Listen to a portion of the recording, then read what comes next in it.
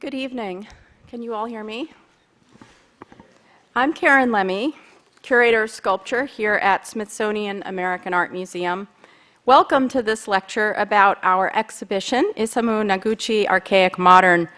I'd like to thank a few of our supporters. Some say it takes a village, but when you're installing sculptures that weigh upwards of 3,000 pounds, it seems it takes an army of riggers, gantries, pneumatic lifts, and many months of planning and fretting.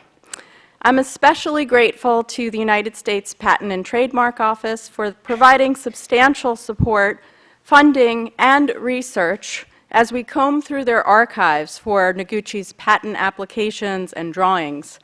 Thank you to USPTO representatives Elizabeth Doherty and Larry Terrazzano, and Michelle Delaney of the Smithsonian Consortium, who partners us with the USPTO. I'd also like to thank the Smithsonian Asia Pacific American Initiatives Pool, and my deepest personal thanks go to Lucy S. Rame for her support. Lucy, your enthusiasm for sculpture is absolutely inspiring, and we are so very grateful for your commitment to our sculpture program. And of course, Betsy Brune, our director, for her vision in helping us bring this exhibition to SAM. In 1969, just as our museum was moving into this building, which by the way is the old patent office building, Isamu Noguchi gave his exquisite marble sculpture Gray Sun to our collection. The best projects are the ones in which you see your works in your collection with a new eye. And our guest curator, Dakin Hart, aptly noted, most of Noguchi's sons are tori, not spheres. More to the point, donuts, not balls. And Dakin's catalog essay encouraged us to see, quote, the void at the center of Gray Sun as the sun. The actual mass of the sculpture, the stone, describes something else, such as perhaps the corona of plasma, of charged gases. And I'm showing you an image of the total solar eclipse from 1999, which is in the catalog, to illustrate this point that we may be looking at Gray Sun as stone, but in fact, perhaps it's a reference to the corona of plasma. Something that is best, excuse me, the exhibition, Archaic Modern, also offers us an extraordinary opportunity to present Gray Sun in a broader context, placing it in the company of Akari light sculptures, working fountains, and many, many other diverse works. In fact, one visitor who came through the exhibition before we had set Noguchi's name on the wall looked around and saw the vast array of materials and forms and said, "How many artists are represented in this show?"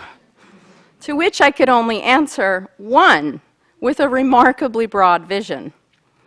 Noguchi is such an ideal artist for an exhibition at the Smithsonian, where his lunar landscapes, unusual materials, including magnesite, interest in nature and the man-made world, ancient civilizations and the future, fit so comfortably within our institution that covers everything from air and space to Native American culture and, of course, art.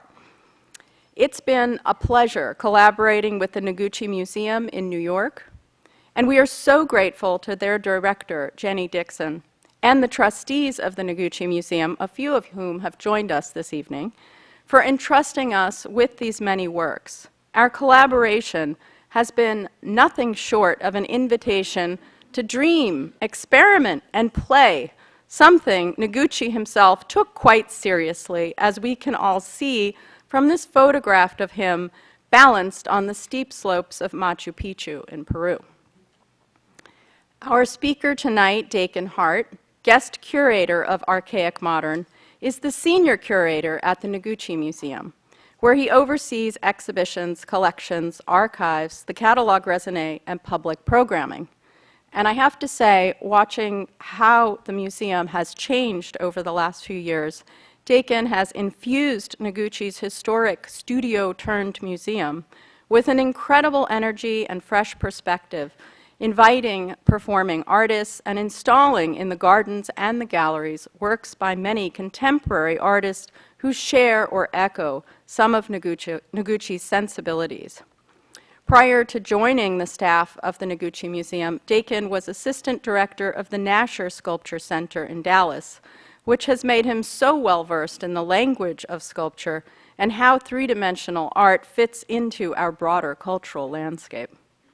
Before turning the podium over to Dakin, I wish to remind you to check the exhibition page on our website for a listing of future events, including a very special program taking place in this auditorium on March 3rd, when the Martha Graham Dance Company will come and perform Cave of the Heart, for which Noguchi designed costumes and set designs, including the serpent and the spider dress, which you see installed in the galleries upstairs in the slide on the left.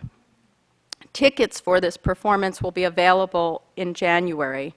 And I hope you will all return for this rare occasion to watch Noguchi's sculpture come alive through dance. For now, I ask that you silence your cell phones. We are webcasting. At the close of Dakin's presentation, we will take questions if we have time. There are microphones on both aisles. And I ask you to join me in welcoming Dakin Hart. Thank you.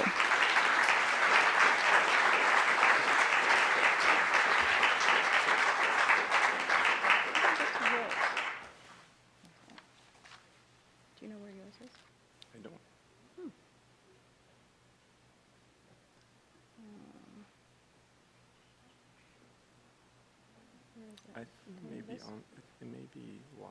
Ah, okay. There you go. There we go. Okay. Thank you. Thank you. Hi, welcome. Thank you for having me. I want to thank Karen Lemmy and everyone at SAM, including Betsy Brune, of course, but everybody else who worked on the show. As Karen said, it takes a village. That includes the exhibition designer, Sarah Gray, the editor worked on the catalog, Tiffany Farrell, Virginia Mecklenburg, who is not here, sadly, but we just couldn't be more pleased with how it came out and with the collaboration overall. Also very grateful that so many folks from the Isamu Noguchi Foundation and Gardner Museum came down from New York City for this. So I'm going to start with some language. I apologize for that. It's going to require a little bit of reading, but everything we do at the Noguchi Museum is about exploring Karen used the word sensibility, which is a great word, but really Noguchi's ideas. He was a deeply conceptual artist. It's easy not to see that at times, looking at the things that he made and looking at him through the lens of the way he's been historically, sometimes stereotypically described. But when we begin a show, been working on an idea, we always start with Noguchi's language and with his ideas. So I'll read these just to make it easy to work with here. I work on two different levels. I work with basic materials like stone, and then I also work with technology, coring drills with diamond bits, tension steel rods to hold separate elements together, things like that. I'm still a friend of Bucky's, remember. And by Bucky, he means, of course, Buckminster Fuller, who was a great friend of his over many, many years. My Japanese side is associated with the past, with old Japan.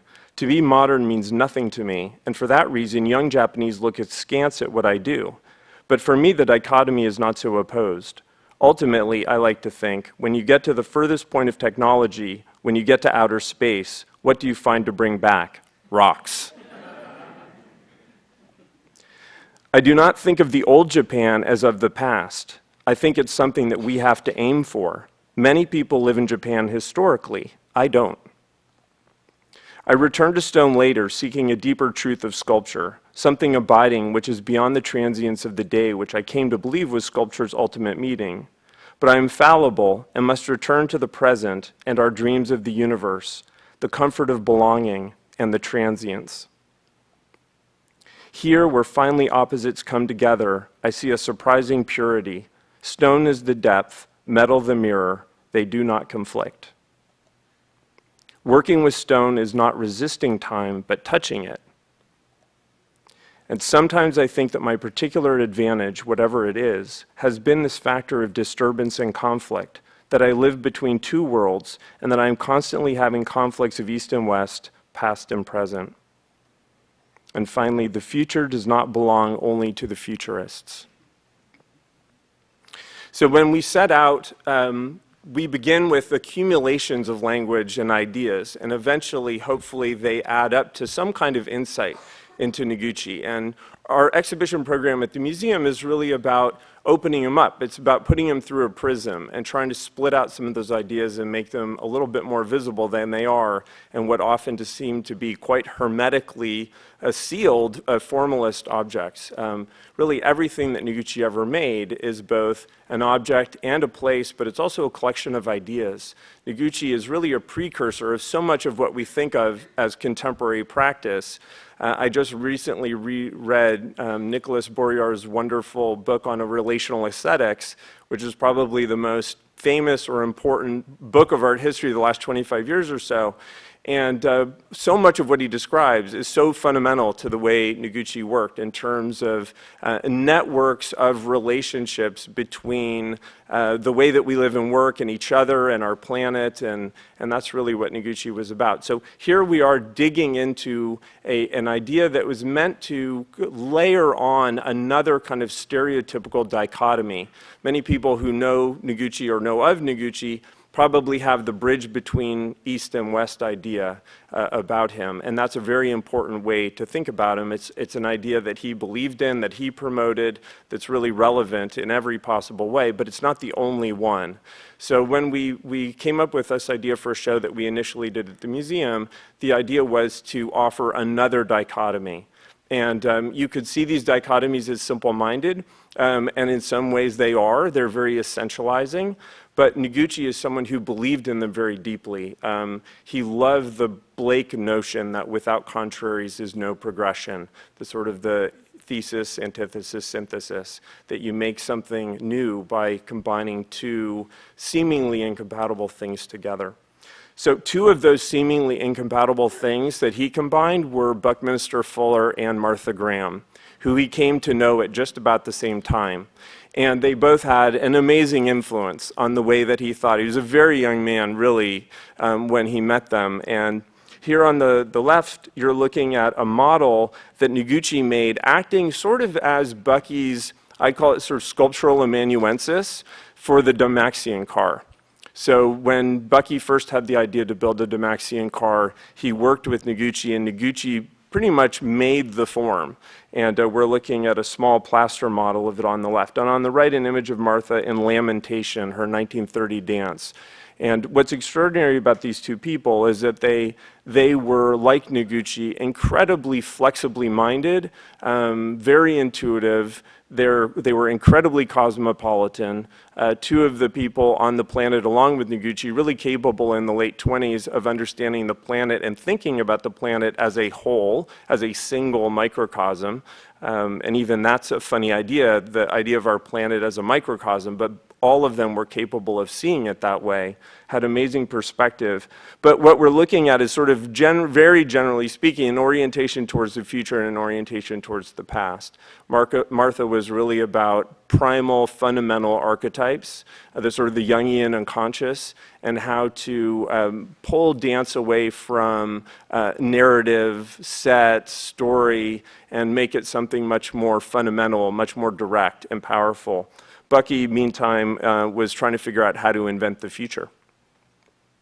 This is a drawing of Bucky's that is a really beautiful, if you sort of in your mind try to overlay this with Gray Sun. This is 1928, an amazing thing, and Bucky is thinking about, this is kind of his version of a perfect world. And I love the contrast of the tree above and the Zeppelin tower below. If you can read around not the Earth itself, because the Earth is actually quite small at the center, but one of these lines of one of these circles right outside the sphere of the Earth, it says lightful around it. And he's talking about time, exquisite light, time, slow matter, time, metal mechanics, and time, fellowship, production. And you can see a heart and a sun and a baby and a church all radiating energy. So I'm not going to try to parse this drawing much more than that, but just to say he's thinking about a really fully integrated planet in which technology and nature are existing in harmony. Martha, for her part, really got the best out of Noguchi in so many ways because she asked him to give her really basic things that she could take in almost any direction that she chose. And she really wanted archetypes in 3 dimensions, physical archetypes that could be used as props. And the great thing is she really didn't give him very much direction. And she built choreography around the things that he delivered. And he consistently delivered, which is why they worked together so many times over so many years. This is, of course, Serpent and Spider Dress. The Spider Dress is really a sort of a dress of the sun. It's beautifully installed by Karen in the galleries where it stands opposite Gray Sun. And it's Medea wears this dress, and the story of Medea is a sort of a love and revenge story. And she turns this into a whirling sort of weapon. Really amazing thing. And all the little brass rods move as soon as you put it on. They're very, very flexible, and they flash in the lights of the stage. And if you come for the performance, you'll get a chance to see it in action, which is the only way to see these set elements. They really don't exist except within the context of the choreography, truly. And standing on a serpent, which of course is an incredibly, Martha was very interested in symbols that transcended cultures or crossed many cultures and stories that were common to many cultures. And that plays an important role in the development of the idea of the show. So we organized an exhibition. For those of you who don't know, the Isamu Noguchi Foundation and Gardner Museum is still the only museum in the United States founded by an artist to display his own work, to show his own work. He endowed the museum, he founded the museum, he installed the museum. It really is his vision. And I always say we're really privileged because it's like dinging around inside his brain. We are the estate. We also have the archives, which we're in the middle of digitizing. Maybe it's 200,000 pages of photographs and documents. We have an enormous moving box that's just full of all of the business cards that he collected over a 60-year career, which in and of itself is an amazing thing. So we organize thematic installations from the collections. We've got roughly 5,000 objects of one sort or another, including drawings and sketchbooks and models and maquettes and finished sculpture and unfinished sculpture and lumps of rock, and everything that you would imagine a sculptor would have in their studio ended up with us. So we're trying to take full advantage of it. And the goal is to show Noguchi as the avatar that he really is for contemporary practice.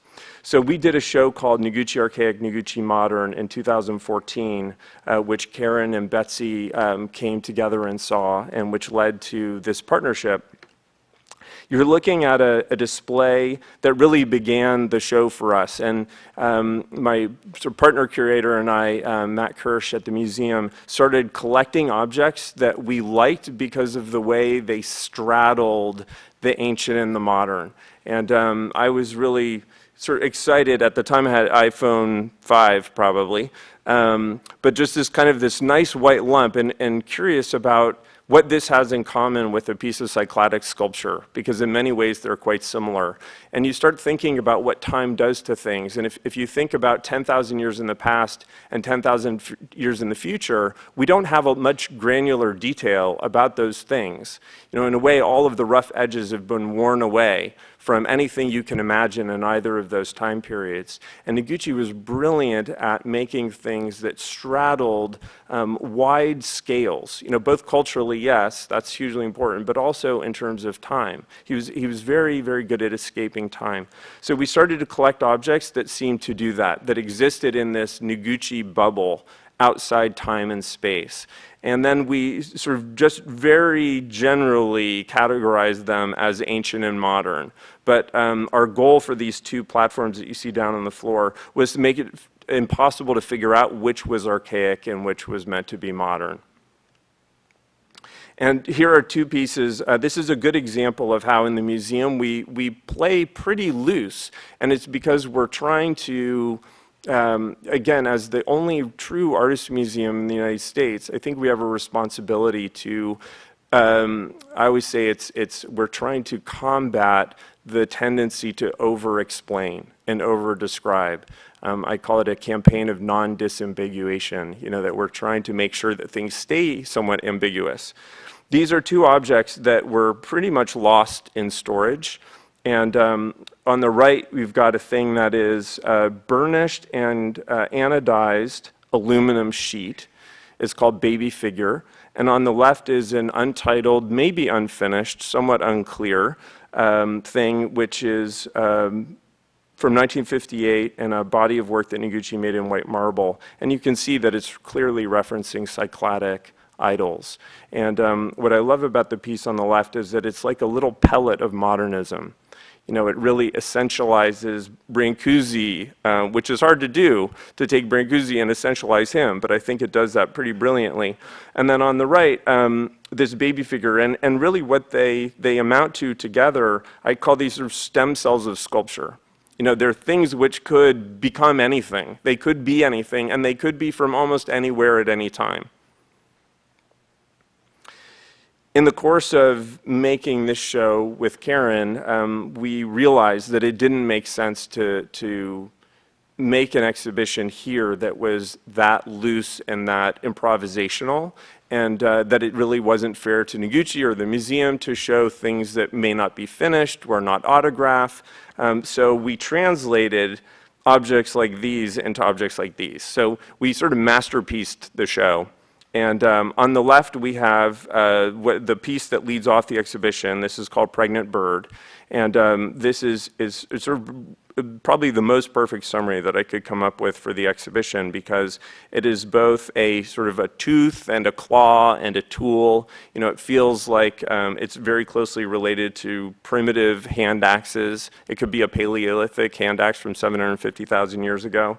And on the right, of course, Gray Sun, which Karen already talked about. Gray Sun is interesting because you get an insight into just how layered Noguchi's thinking was and how sort of technologically savvy he was. He lived and breathed science. He loved science. Part of that was a friendship with Bucky. Part of it was just natural curiosity. When his mother sent him back from Japan to go to an American high school in Indiana, she did that based on seeing an ad for, and this is the wonderful paradox, a learn by doing school. But she read about it in Scientific American, which at the time was the sort of Bible of the patent office. And I also should express appreciation of the patent office.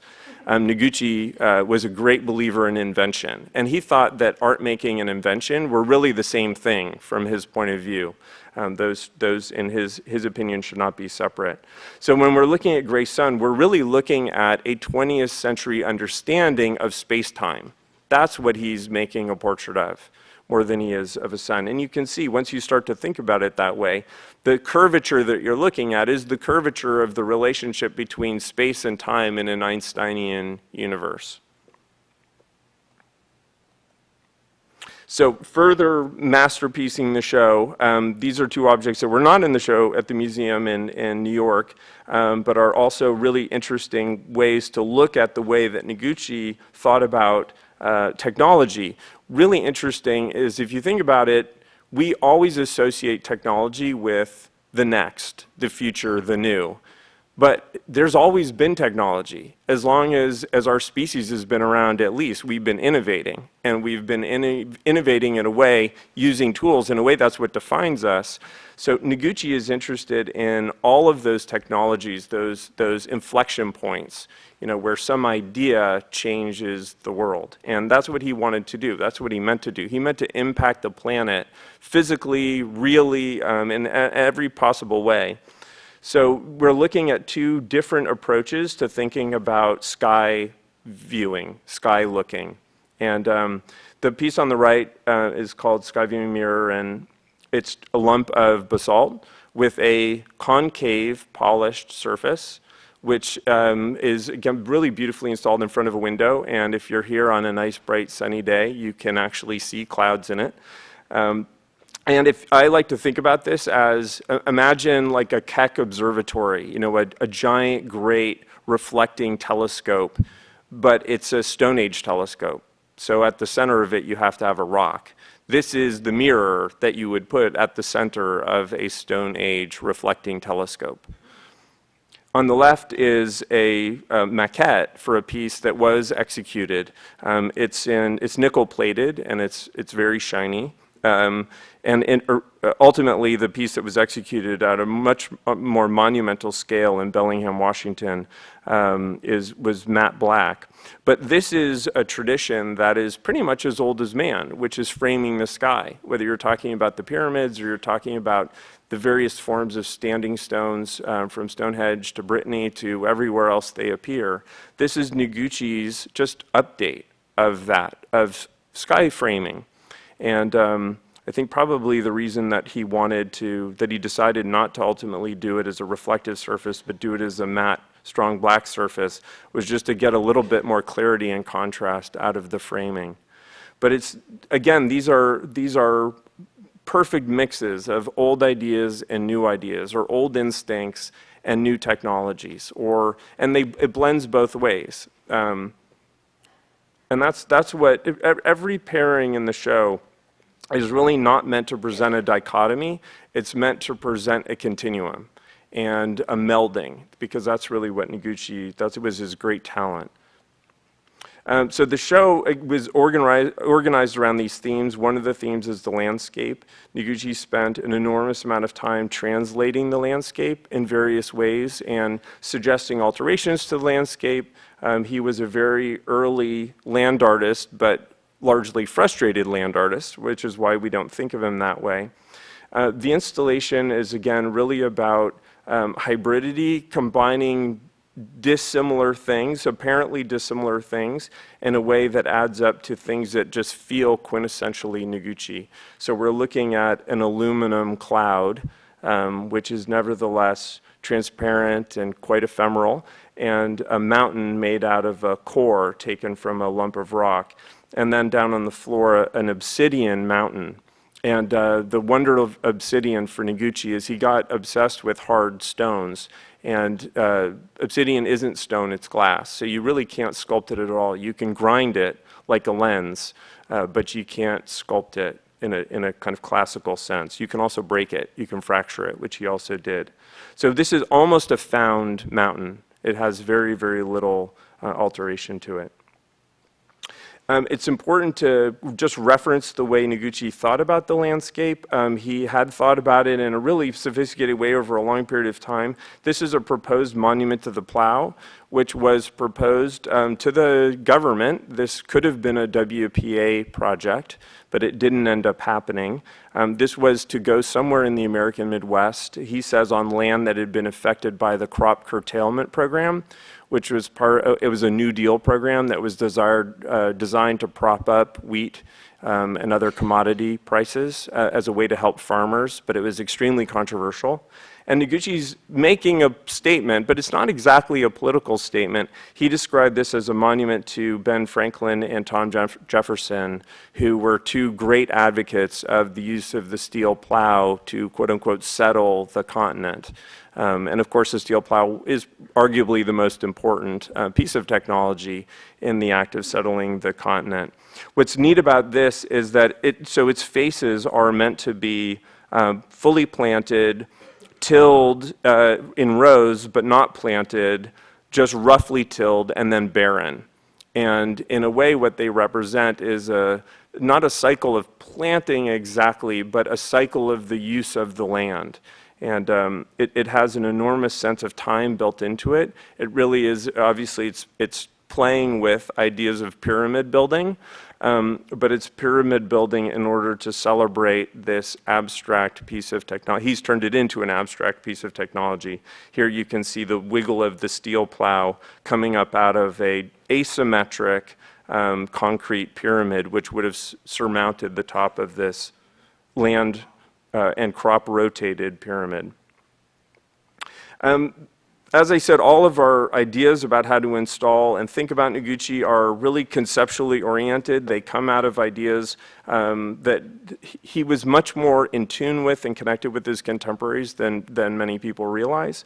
This is Joseph Boy's work, or bits and pieces of Joseph Boy's work, 7,000 Oaks. Each oak tree here is planted next to a basalt column. And you can see saplings on the left, and then a fairly recent photograph from Kassel. This was done for a documenta in Kassel. On the right, approximately 30 years later. So the trees have grown. And the idea was that the basalt column would be a milestone for the growth of the tree. It would be a way for the tree to know just how tall it was getting, because the basalt column doesn't change over time. Or it doesn't seem to change over time. Of course, the tree probably does notice the changes in the basalt column in a way that we don't, because the tree has more perspective on time than we do. And that's really what the piece is about. It's about understanding just how limited our view of the time scale of our planet is, and recognizing that there are other beings, other things on our planet that have a much broader sense of the time scale and how it works, geologic time scale. So we translated this landscape into the galleries here, again, really beautifully installed by Karen. And I thought I would focus on a couple of specific objects. So really what we're looking at here are mountain fourways. And each one says something about the way mountains are created and the way mountains change over time and just the way the landscape moves and shifts, but also what stays constant. So on the left is mountains forming. This is made out of galvanized steel plates. And you can see it's sharp, it's spiky, it's new, it seems very contemporary. It's made out of a modern metal, it's using industrial vocabulary, and all of that is by way of emphasizing the newness of formed mountains, right? We're looking at upthrust. So here, presumably, maybe, we've got subduction of plates and a mountain is being peaked up. It's a brand new thing. On the right-hand side, we have From Mud Mountain, which you can interpret in lots of ways. But among other things, we're looking at a peak that's probably on the other end of its life cycle. It is eroding away. You can see it's got what look like river cuts through it. It's generally more rounded. It's mottled in shape. And so between them, we get a sort of a sense of Noguchi's interest in the formal qualities of time as it expresses itself in the landscape of the planet. Similarly, we've got here on the left-hand side, this is called Black and Blue, or interior landscape. And one way to read it is as again, a very sharp, brand new peak sticking up out of the plane of a table. Of course, at the same time, it's also a table and a column. Very interestingly, the original versions of these are also aluminum plate, and these were made in Edison Price's lighting factory. The museum here does use Edison Price lighting, and Edison Price was an amazingly inventive person who created a lighting system that many American art museums use still today. And his factory was not far away from Noguchi's studio in Long Island City. And in one remarkably amazingly productive period, he allowed Noguchi to use the factory after hours at night. And so all the factory workers would go home, and then Noguchi and his partner Shoji Sadao would go in after hours and make these sculptures using all the industrial. Part of the rule was that they would only use the single sheets of metal, no welding, because they didn't weld in the factory. Everything was press formed, and they would only use the tools that were available. So industrial bending equipment, industrial cutting equipment. So it's every material in sculpture is a culture of making, and Noguchi was remarkably good at combining these cultures together in unusual ways. On the right-hand side, we're looking at what is really a leftover from another sculpture. This is like a core sample taken by using a circular diamond-tipped drill bit of the sort that he mentioned in one of the quotes at the beginning.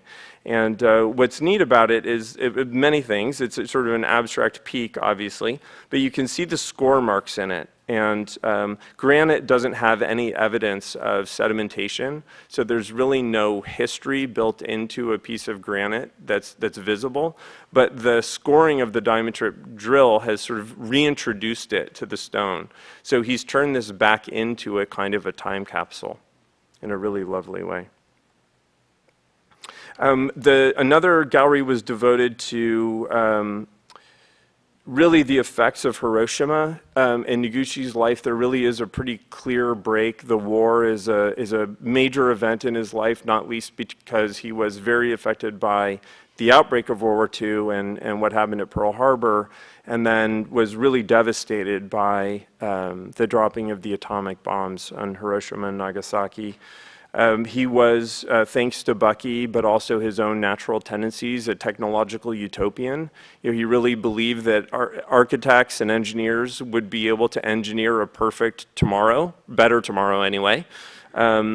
And the dropping of the bombs, which was the sort of the peak of all of human ingenuity, turned towards this horribly malign event, was really disillusioning, crushing as it was for many people. And so we're looking at atomic haystacks and Hiroshima Man at the back, and an abstract sculpture called Vishnu, which is a kind of a portrait of the creator-destroyer from Hinduism, the creator-destroyer god, but in the form of, to me, what looks like a kind of a small plutonium bomb.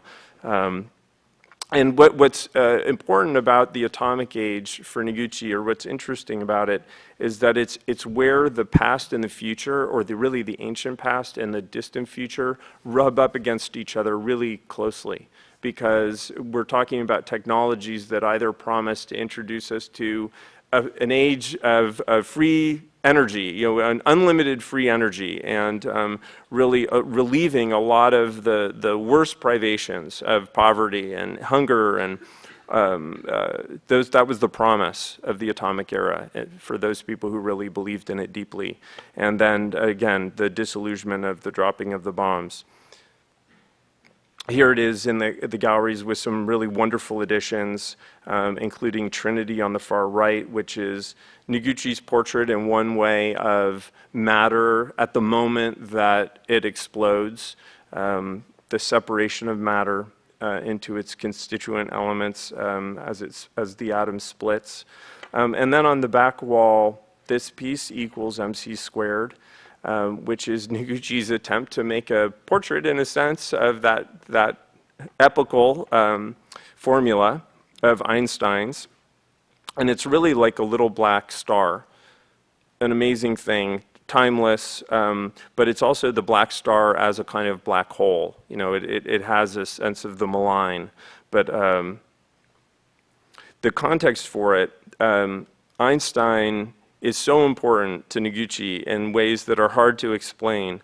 But Noguchi is really the sculptor in many ways of our altered view of space-time, our 20th century view of space-time. This piece is a piece of Joseph Beuys, again, called Einstein Zeit, which in German is a pun, is a play on words. So it's a stone time, which means the Stone Age, but it's also, of course, a play on the idea of Einstein's time, which is the 20th century. And this is from a piece called The End of the 20th Century, in which he took basalt columns and took circular cores out of them, and then lined the holes with clay and felt, and then put the cores back in, he said, to make them more comfortable and make sure they stay warm. He called these little plugs 20th century trees. But this is really, Einstein Zeit is very much what Noguchi was about, and it was one of the concepts that helped us sort of coalesce, that we coalesced around when we were thinking about the archaic and the modern and how they go together. This is an installation that we did about space, really, outer space, like for so many people around the world, but I think the United States in particular, the space program became the redemption of technology, because you took the same ideas, the same basic theory that were put to that horrible purpose at the end of World War II, and turned them back towards something hopeful and forward-looking and outward-looking, and something that was about bringing the human community together instead of splitting it apart. Not about splitting the atom anymore, but about taking us somewhere else in our universe. And Noguchi was incredibly moved by it and quite obsessed with it in a way, made an enormous amount of work that relates to the space program. Here again, some terrific additions. On the back wall you see Sculpture to be Seen from Mars, another one of his unexecuted land landscape projects, the base of the nose in that image was meant to be a mile across. So the idea is this is a cenotaph for humanity. It's not very upbeat, but it's a brilliant idea that some alien species, say 1,000,000 years from now, when we've nuked the planet into nothingness and we're all gone, that some alien species maybe will stop on Mars, sensing that Earth is radioactive, and they'll be able to see this on the face of the Earth and know that at some time the Earth was inhabited by a sentient species. In the foreground, we have another wonderful thing, re-entry cone, which is Noguchi loved to take a very modern, very contemporary thing and archaize it. So this is, if you imagine an Apollo command module re-entering the atmosphere, this is his version of that in irregular slabs of granite. And not just granite, but red granite. And if you've seen photographs, or actually you have a wonderful museum right here where you can go look at one in the flesh, they end up this amazing rusty color because the surface of the command modules really burn up. They char on re-entry.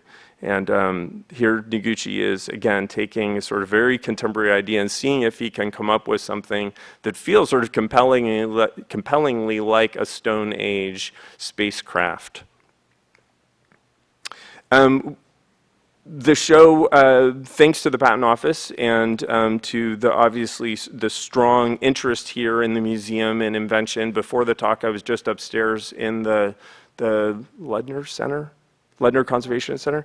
Lunder's Conservation Center, looking through the open study stacks, and there's a whole stack dedicated to patent models, which are utterly wonderful things. You know, I invented a new way to make a fence, and here's the model of how.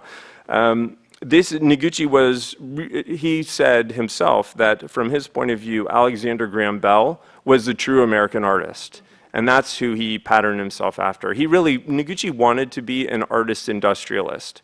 He would love to have ended up Henry Ford in a way. And in a sense he did. And Akari is his sort of most enduring product. I guess Ford is still making sort of the same V8.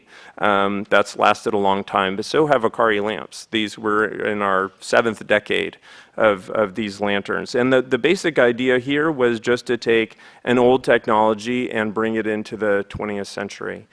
Before Noguchi, no one had put an electric light bulb in a traditional paper lantern.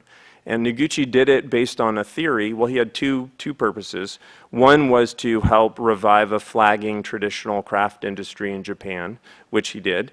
And the second was to try to find a way to naturalize or humanize the fundamental technology of the 20th century, electricity, which had a tendency to feel cold and alien and to take us out of our world. Noguchi wanted to make electric light something that felt, if you think back to that photo of the drawing of Bucky's Lightful, he wanted the electrified planet to feel like the non-electrified planet did, as if it were still illuminated by natural light.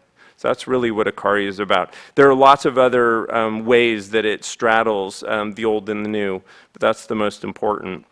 On the left, we're looking at his case for radio nurse. Noguchi did not invent the baby monitor, which sometimes people say, oh, when Noguchi invented the baby monitor. He didn't. The president of Zenith, which was the Apple of the 1930s, was an engineer, a brilliant engineer, and he invented the baby monitor just by repurposing some radio technology. But he was smart enough to know that he needed a way to package it that would actually get it into people's homes. So he hired Noguchi to make cases for both the receiving unit and the transmitting unit. The transmitting unit is a very simple block of metal. The receiving unit, which is the thing that would be in your kitchen or your dining room or your living room, is this amazing thing, which is both, in working on this, he based it on a number of different things, including a nurse's cap, or sort of like a nun's wimple almost, if you think back to a nurse's cap from the 30s. And also the kendo helmet, traditional kendo helmet for bamboo fighting in Japan. And there's a wonderful old photograph that I'm not showing here of Noguchi in a kendo fighting outfit when he was about 7 or 8. But what he's managed to do here is to make something that has a kind of timeless authority that is not too prepossessing. It feels like an automaton. It feels like a robot for sure in one sense, but it also feels like a kind of a timeless century. It's almost like an update of the genus locus. The idea of having a spirit of the home, a guardian spirit of the home in Roman sculpture and Roman houses. Here's just for context, this is a wonderful image of Bucky and folks in his office assembling early ideas for domes out of levelor blinds.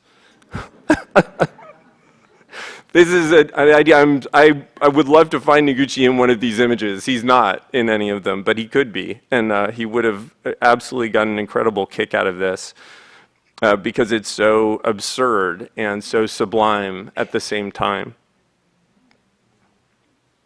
Noguchi, these are two things that are not in the show, but if you come to the Cave of the Heart performance, you also get to see the piece on the right, which is called Aorta, which is another of the set elements from Cave of the Heart, and is meant to be a kind of sectioned version of a heart.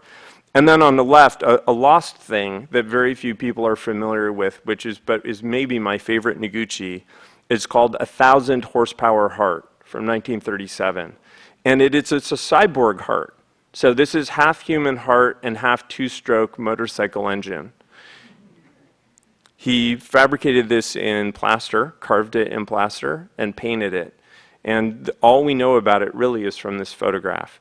But it's an incredible thing. He was very interested in medical technology. He made a medical frieze, which he was hoping would be part of the World's Fair in New York, the 1939-1940 World's Fair. He had 4 completely separate proposals for participation in the World's Fair, and was hoping that all 4 would end up happening. Only one was executed in the end, and that was an amazing 18-foot tall fountain for Ford Motor Company, which was an abstraction of the V8 motor train. As insane as that sounds, it was a wonderful thing. And this came out of a similar interest in the machine age and in Ford's technology and the automobile in general.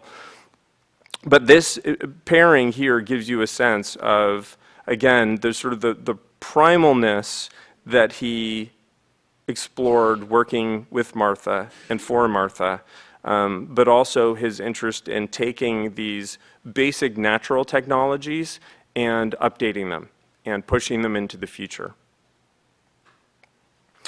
This is the space that we made at the museum that was this was meant to be a mid-century modern living room in which you just couldn't figure out which century we were talking about.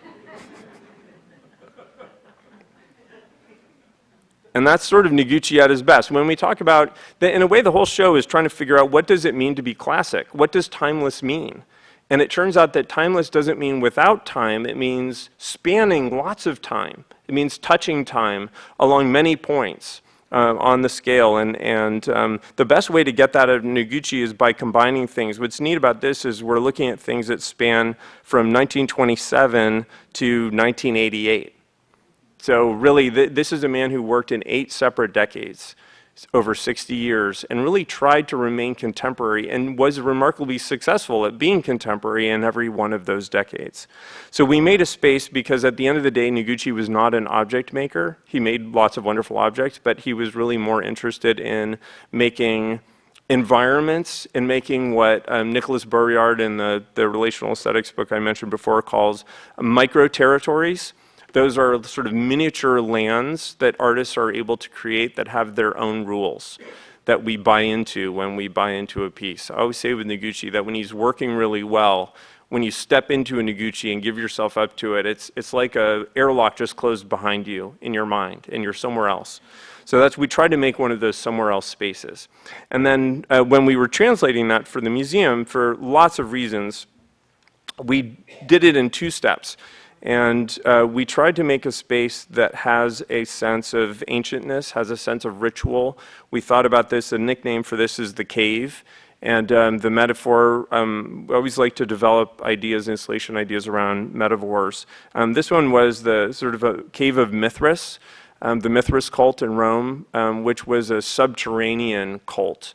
All of the rituals were performed below grade. And so the idea of using these wonderful columns of Noguchis as stalactites and stalagmites and of a kind of a natural, rough natural architecture was the concept. And then combining a basin, a traditional sukubai, or a really non-traditional sukubai, and one of his galvanized tables in a way that suggested some kind of ritual purpose. So some kind of human interaction, some kind of human intervention. But again, hopefully making it very difficult to place it exactly, either spatially or in time. And then on the other side, kind of a living room with a wonderful panel. This is an Akari system called PL2, which is sold by the section in 2-foot squares and can be deployed in lots of different ways. It can go on the wall, it can go on the ceiling. Here it's executed in a way that's extremely clean and crisp and is really lovely. And one of the things that it shows is how well Akari has done adapting itself as lighting technology has changed. And it is changing very quickly and all the time. And one of the great joys for me shortly after I started was buying an Akari lantern at work and taking it home and finding the only bulb I had in the closet was a really crappy old, excuse my language, compact fluorescent bulb from probably 5 or 6 years earlier. One of those horrible flickery kind of blue, not very satisfying, get me out of this hospital waiting room kind of lights. And I stuck it in the Akari, and of course it works. Akari turns it into something that feels like sunlight. And so here we're really looking at something that was meant to point to the future and more of a cloud space than a subterranean space, something airy, something light. Noguchi, these couches, these now very famous couches, Noguchi called them, ultimately they became freeform, the freeform sofa, but they also went through being the cloud sofa. But when he was conceiving them, he said in a little squib in a product placement article in an obscure design magazine from the early 50s, he said that he really thought about them as rocks, that he wanted to make rocks for the home. And that's maybe that didn't make its way through marketing, so they became the cloud sofa. But in either case, the idea of spaces is so important because Noguchi talked about, there's a lovely phrase of his that I love to quote, I use it too much, but it's worth it, is that he talked about looking beyond the false horizon of the museum pedestal. And that was his way of saying that, look, a sculptor's job is to impact the planet. It's not just to make tchotchkes for display in museums and people's homes. And that's why I say every Noguchi is meant to be a place as much as it is a thing. And that's why we made these spaces, to try to show that even in his space design, and there's some very good examples of public gardens. There's an installation of courtyards that he did at IBM in Armonk, New York, which are the Garden of the Future and the Garden of the Past. And they are meant to do sort of what we've done with the show, which is to set up a false dichotomy that really instead paints a kind of a beautiful long spectrum of time and understanding. And part of what's neat about that is it's so great. I really envy Karen's title, Curator of Sculpture. Sculpture is a weird cult. It is, at its best. And part of what makes it a cult is that the time horizon on which a sculptor works and thinks is much longer than that of a painter for the most part. You know, in the Western tradition, the working history of painting is like 500 years old. The working history of sculpture, first of all, is worldwide, it's global, because every sculptor working has opinions about Cycladic idols and the form of Egyptian sculpture and Easter Island heads and non-Western sculpture of every description. And at the same time, the history of object making, thing making, extends back at least almost 1 million years. Our species is only 100,000 years old, but our predecessors were making tools back at least as far as 750,000 years ago.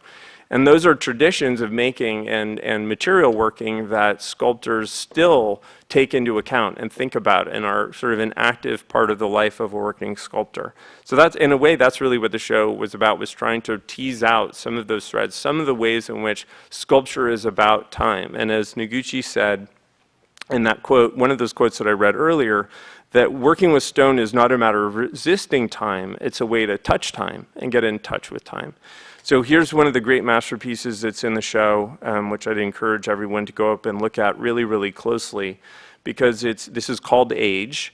And in one sense, it's a fragmented torso. It's got a wonderful stoop to it if you look at it from its side. And we're not looking at the backside here, we're looking at the front side, but on the backside, it's got a line of drill holes that run down the back that look like a spine that's been exposed maybe by the stretched skin of age. Here on the front, we're looking at a contrast which is almost always present in Noguchi's late stoneworks, which are really process art as much as they are anything. And we're looking at what he considered a collaboration between time and himself and the quarries where he got these stones, and the stoneworkers who made a lot of the marks that you see on these stones, because a lot of what we're looking at is things that Noguchi himself has not done, but things that he selected. So he's contrasting, you look at the orange area, that is just the rusted, we're looking at rust, essentially, out of iron that's rusted out of the basalt. That's a natural weathered surface. It's basically like the rust bloom on a Richard Serra Core 10 sculpture. It's just this one took a long time to make, as opposed to half a year, or if you water them, you can make it even faster on a Serra. And then we're looking at naturally broken stone. We're looking at, you can still see some drill hole marks here. And then a very small area, really, of Noguchi's intervention, which is the kind of the concave area at the top. And there, Noguchi has point chiseled down into the surface and made this scoop and then polished it down. And what he realized is that by polishing down his own work, grinding it down his own work, he could make something that felt like erosion, that felt like the passage of time. So this ends up being, again, as he often liked to do with stone, it's a way to make a trans-historical time capsule. And that's really what the show is intended to do, is to make a trans-historical time capsule that crosses lots of boundaries and that pulls in work in all of these other modes of Noguchi's. Because at the end of the day, what we're trying to do at the museum is to unite. Karen told a wonderful story about a visitor thinking that this was a group show.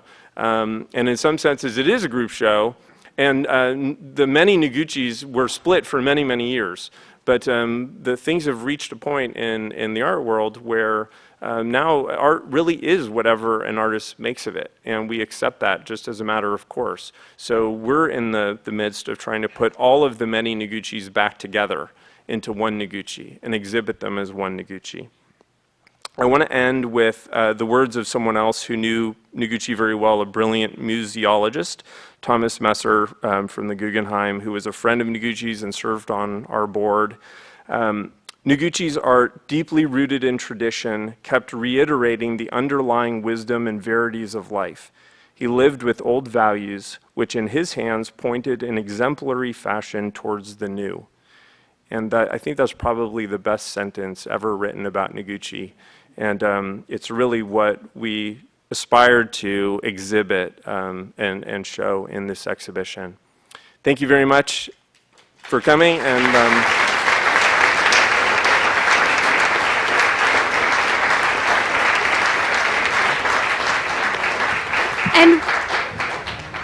And we do have time for a couple of questions, so if you do have a question, please come up to one of the mics on the aisles. Comments are also welcome. Critiques. No tomato throwing, please. Yes, go ahead. No? Hi, I was wondering if you could speak a bit about his background and education. Yeah, it's complicated. Unfortunately, we don't have another hour, but Noguchi was a Japanese American. He was born in Los Angeles. His mother was a Bryn Mawr educated writer and editor. His father was a peripatetic, very famous Japanese poet and art historian who, among other things, introduced hiroshige to the West and arguably haiku, a very important bridge figure between East and West, and Noguchi modeled himself after his father in many ways. But his father left them when he was very, very young. Noguchi, among other things, didn't really get a proper name until he was 3 years old. He was known as Yo, or just boy. And his mother up and left Los Angeles. She finally decided to go and try to reunite him with his father and give him the opportunity to understand the other side of his culture. So they moved to Japan, and he went to elementary school in Japan. His Japanese father by that time had started a family, a Japanese family. So the reunion was sort of cut short and was bittersweet and complicated. Noguchi experienced a lot of discrimination in Japan. Life was hard there and complicated. So his mother sent him to, of all places, Rolling Prairie, Indiana, where he was also a fish out of water, and sent him back by himself. Remember, at that time, it was a 3-week boat ride just to get from Japan to Seattle or Los Angeles or San Francisco. So he went to high school in Rolling Prairie, and he liked to say he was a Hoosier. He was a product of the American Midwest. And in that old-fashioned Hoosier sense, which was, the sense of trying to, there's still real pride in Indiana in creating efficiencies. And he had a wonderful mentor who was an American industrialist who founded Interlochen, this school, not the famous Interlochen, but a different Interlochen, that was this learn-by-doing school. And Noguchi was educated not there because that school closed down at the beginning of the war and became an army camp. He ended up going to public high school in nearby LaPorte, Indiana. And then he went to Columbia. He was in pre-med. And of all things, his mother, a really remarkable woman named Leonie Gilmore, at that point he was Sam Gilmore, she pushed him out of college because she thought he was destined for greater things. She didn't want him to end up a doctor. She wanted him to be something important, like an artist.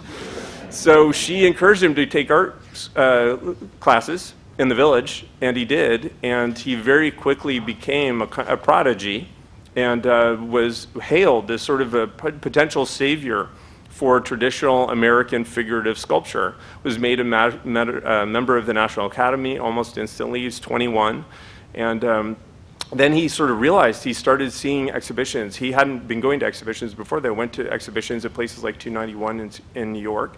And he realized that he was becoming the poster boy for an art form that was totally passé. And he didn't want that. He wanted to be modern. And so he took himself on a Guggenheim Fellowship to Paris and found his way into Brancusi's studio, although Brancusi didn't take students and didn't use assistants. But Noguchi just had this amazing force of will, and I call him, he's sort of elfin. He had this magnetic personality and the ability to connect with the right people at the right time. And so he's really, and his biography is extraordinary. And I should say that a new biography was published just last spring. Hayden Herrera, a magnificent biographer. It's a great book. It is half as long as it started out, and we wish that it were the full length, but these days in publishing it's very hard to do a 2-volume biography on somebody like Noguchi. So it's still a capsule of his life, even over 550 pages. But I would encourage anyone to pick it up because it's a wonderful, very, very reliable and insightful shorthand guide to a really complicated life story. Sorry, that's a long answer. All right, next. Hi. I just actually got back from Japan 10 days ago. And so then as soon as I saw this in the catalog, I said, I got to come and see this. And I didn't realize he was raised in America quite a bit. So anyway, I happened to be speaking to a lot of Japanese people at work as well as Americans. And people who were Americans in the art scene knew him, but people from Japan never heard of him. So it's really amazing. Anyway, my question, the other thing I wanted to mention that I thought was really profound when I saw the show on Sunday was he also, one of his other dichotomies was linking the terrestrial with outer space when he said, when you go out, when you take technology to its ultimate, you come back with rocks. I mean, I just thought that was so profound. It was very profound. I was really moved by the whole thing. And my question was, since I haven't read that biography yet, what did he die of? Actually, what year did he die and what did he die of? 1988. He was 84, and he was working right up to the very end. Pneumonia, really. I mean, it was very quick. He was working, and then came back to New York City and went into the hospital and died shortly thereafter on December 30th, 1988.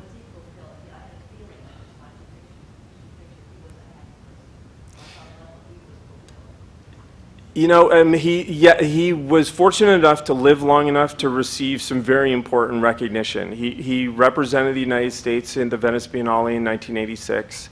That meant a lot to him as an 82-year-old, and he represented the U.S. with an exhibition called What is Sculpture? And probably more than any other artist in the 20th century, he'd earned the right by that time to ask the question.